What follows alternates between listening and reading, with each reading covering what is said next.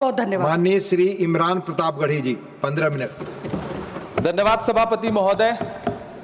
कभी सुदामा पांडे धूमिल जी ने कहा था कि एक आदमी रोटी बेलता है, एक आदमी रोटी खाता है, एक तीसरा आदमी भी है जो न रोटी बेलता है न रोटी खाता है, वो सिर्फ रोटी से खेलता है।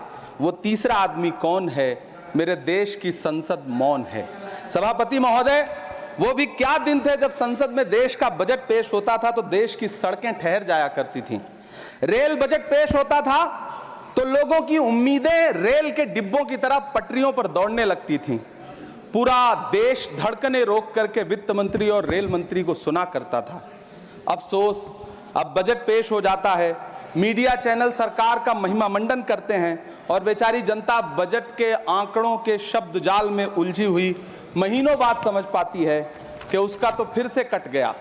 सभापति महोदय, पिछले 2 साल अमृतकालीन बजट पेश किए गए और इस बार एक नई शब्दावली गढ़ी गई है, तुष्टीकरण बनाम संतुष्टीकरण का बजट। सभापति महोदय, सुनने में कितना अलंकारिक लगता है ये शब्द। सोच रहा हूं देश की वित्त मंत्री और प्रधानमंत्री जी से पूछूं कि आखिर किसकी संतुष्टि?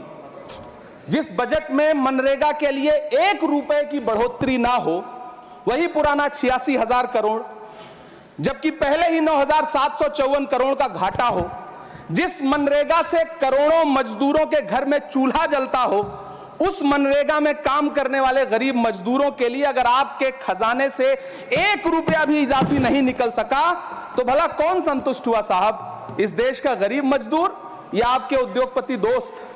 वो जो महाराष्ट्र में लोकसभा और विधानसभा के बीच में 40 लाख मतदाता बढ़ाए गए थे, अरे उन्हीं के लिए मनरेगा का थोड़ा सा बजट बढ़ा देते। क्या उसमें मनरेगा का एक भी मजदूर नहीं था 40 लाख लोगों में? सारे के सारे 12 लाख की छूट वाले से आगे के लोग थे। सभापति महोदय, कल जब वित्त मंत्री जी देश की संसद में भाषण दे रही थी तो वहां मुंबई में कोई गरीब इंसान जब अपनी जेब टटोल करके अपनी मोटरसाइकिल में 1 लीटर पेट्रोल भरवा रहा था तो उस पेट्रोल की कीमत थी 103 रुपया प्रति लीटर। आखिर इतना महंगा पेट्रोल डीजल खरीद के कौन संतुष्ट हो रहा है? इस देश के गरीब लोग या फिर सरकार के चहेते धन्ना सेठ? सभापति महोदय, वित्त मंत्री जी इस बजट को मध्यम वर्ग को संतुष्ट करने वाला बजट बता रही हैं।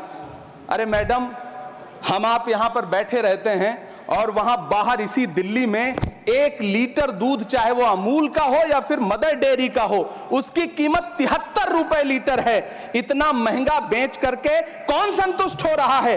गरीब जनता या आपके धन्ना सेठ दोस्त? सभापति महोदय, इस सरकार का बाजार और महंगाई पर कोई नियंत्रण नहीं रह गया है।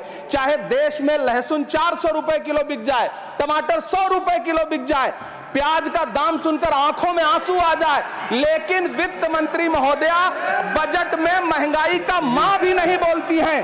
बच्चों की किताब और पेंसिल तक पर टैक्स लगाने वाले सरकार से मैं पूछना चाहता हूं कि आप मध्यम वर्ग का हितैषी बताते हैं, खुद को तो शर्म नहीं आती है? खुद को धार्मिक कहने वाली सरकार भगवान श्री कृष्ण के प्रिय खाद्य पदार्थों दही और मक्खन तक पर जीएसटी लगाती है और बात करती है मध्यम वर्ग की हिमायती होने की। जिंदा रहते हुए जनता से हर चीज पर टैक्स वसूलने वाली यह सरकार कम से कम मरने पर तो लोगों को बख्श देती, लेकिन नहीं, वहां भी लूटना है। अंतिम संस्कार के सामान, अगरबत्ती, धूप बत्ती, केवड़ा जल, चंदन पाउडर, जौ, बताशा, काला तिल, पंचरत्न, कपूर और कफन तक पर टैक्स लेने वाली यह सरकार किस मुंह से खुद को मध्यम वर्ग का हितैषी बताती है? कौन सी संतुष्टि? किसकी संतुष्टि? कदम कदम पर टैक्स देकर लूटने वाली जनता की या फिर जनता से टैक्स वसूल करके धन्ना सेठों का खजाना भरने वाली सरकार की? किसकी संतुष्टि? सभापति महोदय, 18 अगस्त 2015 आरा का बिहार का ऐतिहासिक मैदान, सजा हुआ मंच, हजारों की भीड़ और सामने खड़े हुए देश के प्रधानमंत्री का भाषण। बिहार के भाइयों बहनों, आज मैं बिहार के लिए पैकेज की घोषणा कर रहा हूं। 50,000 करोड़ कर दूं कि ज्यादा कर दूं? अखिलेश भाई, 60,000 करोड़ कर दूं कि ज्यादा कर दूं? 70,000 करोड़ कर दूं कि ज्यादा कर दूं? 80,000 करोड़ कर दूं कि ज्यादा कर दूं? चलो, मैं बिहार को 1.25 लाख करोड़ का पैकेज दे रहा हूं। 10 साल हो गए सभापति महोदय, वही ढाक के 3 पात, बिहार आज भी विकास की बाट जो रहा है। भाषण आज भी प्रधानमंत्री जी के यूट्यूब चैनल पर सुना जा सकता है। जो झूठ बोल के करता है मुतमईन सबको, वो झूठ बोल के खुद मुतमईन नहीं होता। सभापति महोदय, ये तो राहुल जी का असर है। कौन सा शब्द सर, कौन सा शब्द? झूठ। ठीक है सर, मिथ्या बोल करके, जो मिथ्या बोल के करता है मुतमईन सबको, वो मिथ्या बोल के खुद मुतमईन नहीं होता। ये राहुल जी का असर है। जो मखाना बोर्ड की घोषणा हुई, अखिलेश जी आपको याद होगा, भारत जोड़ो न्याय यात्रा में 30 जनवरी 2024 को बिहार के रंगभूमि मैदान में राहुल गांधी जी का पूर्णिया में भाषण था और उसमें मखाना को लेकर उन्होंने आवाज उठाई थी। यह उनका असर है कि आपको मखाना बोर्ड बनाना पड़ा, वरना तो आप मैखाना बोर्ड बनाने वाले लोग हैं। सभापति महोदय, बिहार को झूठे पैकेज और चुनावी दिलासे देना बंद करिए।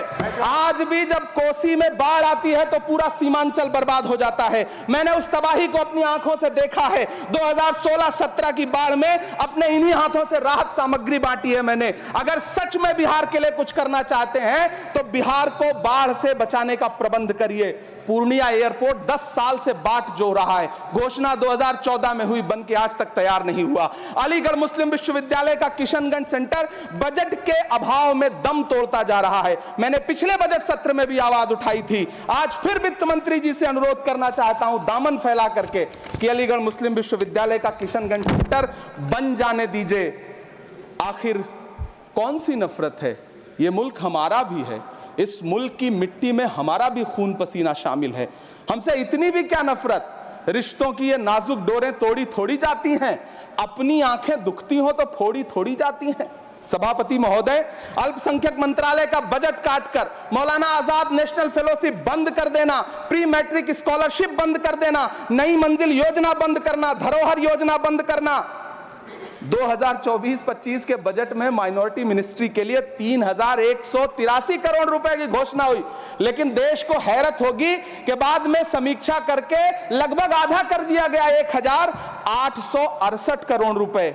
मैं तो सरकार से पूछना है कि कौन संतुष्ट हुआ? इस देश का अल्पसंख्यक संतुष्ट हुआ या आप संतुष्ट हुए? किसका संतुष्टिकरण? सभापति महोदय, मैं प्रधानमंत्री जी से कहना चाहता हूं कि आप ही ने 1 मार्च 2018 को किंग अब्दुल्ला को, जॉर्डन के किंग अब्दुल्ला को मेहमान बना करके इसी दिल्ली में एक कॉन्फ्रेंस में कहा था कि मैं मुसलमानों के एक हाथ में कंप्यूटर और दूसरे हाथ में कुरान देना चाहता हूं। कंप्यूटर देने की बात तो छोड़िए, पढ़ाई के लिए जो स्कॉलरशिप मिल रही थी उसको भी छीन लिया आपने। किसको संतुष्ट करने के लिए? हम समझते हैं इस साजिश को। आप माइनॉरिटी मिनिस्ट्री का बजट काटते काटते एक दिन मिनिस्ट्री को ही बंद कर देना चाहते हैं। वो जहर देता तो सबकी नजर में आ जाता, सो ये किया कि हमें वक्त पर दवाएं न दी। सभापति महोदय, मैं तो वित्त मंत्री जी से पूछना चाहता हूं आपके माध्यम से कि शायद आपको पता ही नहीं है कि गृहस्थी चलाने वाली एक गृहिणी की मुश्किलें क्या क्या होती हैं। आपने कभी सोचा भी नहीं होगा कि जब वो किचन में सब्जी बनाने के लिए कढ़ाई में तेल डालती है तो उसके साथ उसके आंसू भी गिरते हैं। सभापति महोदय, शायद उन्हें पता भी ना हो कि एक छोटी सी गाड़ी और एक छोटे से फ्लैट का EMI भरने के बाद इस देश का एक गरीब इंसान जब अपने बच्चों की फीस भरने के बारे में सोचता है तो उसे कितनी खुशियों का गला घोंटना पड़ता है। शायद उनको पता भी नहीं है कि फसल बेच करके बिटिया की शादी का सपना सजाने वाला किसान जब अपनी फसल बर्बाद देखता है तो कितनी रातें सो भी नहीं पाता है। सभापति महोदय, शायद वो कभी इस पीड़ा को समझ ही नहीं पाएंगी कि परिवार के किसी एक सदस्य को कैंसर जैसी बीमारी हो जाए तो घर और जमीनें गिरवी रख उठती हैं लेकिन इलाज नहीं हो पाता। सभापति महोदय, इसी देश की संसद में कभी स्वर्गीय सुषमा स्वराज जी ने कहा था कि जब देश की करेंसी गिरती है तब देश की प्रतिष्ठा गिरती है। एक तरफ कोलंबिया जैसा छोटा सा देश और उसके प्रधानमंत्री गुस्तावो पेत्रो खड़े हैं जो कोलंबिया के नागरिकों को हथकड़ी लगाकर लाने वाले जहाज को अमेरिका बैरंग वापस लौटा दे रहे हैं, और दूसरी तरफ हमारे प्रधानमंत्री जी खड़े हैं जो बेड़ी और हथकड़ी लगा करके लाए गए बेटों के अपमान पर एक शब्द नहीं बोल रहे। सभापति महोदय, मैं इतिहास के पन्ने पलट रहा हूं, मुझे 2 किरदार याद आ रहे हैं। एक तरफ निक्सन के 7वें बेड़े की धमकियों के सामने लोहे की तरह अडिग इंदिरा गांधी खड़ी हैं, तो दूसरी तरफ खुद ही नमस्ते ट्रंप का नारा लगाते हुए प्रधानमंत्री जी खड़े हैं। मेरे कानों में सुषमा स्वराज जी की आवाज गूंज रही है। बहुत कम बोलने वाले डॉक्टर मनमोहन सिंह ने बहुत ज्यादा बोलने वाले प्रधानमंत्री जी को जब देश की बागडोर सौंपी थी तो $1.58 का था, आज 85 से 87 के बीच में झूल रहा है। इन दिनों रुपए की अहमियत गिरती है तो न तो देश की प्रतिष्ठा गिरती है, ना प्रधानमंत्री की गरिमा। जिस देश में 80 करोड़ लोगों को 5 किलो राशन के लिए कतारों में लगना पड़ता हो, उस देश में यह सरकार 12 लाख तक के टैक्स न लेने के लिए अपनी पीठ थपथपा रही है। हुकूमत इस कदर आवाम पर एहसान करती है, ये आंखें छीनती है और चश्मे दान करती है। सभापति महोदय, महाराष्ट्र का भिवंडी हो, मालेगांव हो, इचलकरंजी हो, यूपी का बनारस हो, मुआयमा हो, मुबारकपुर हो, रांची का छोटा नागपुर हो, बिहार का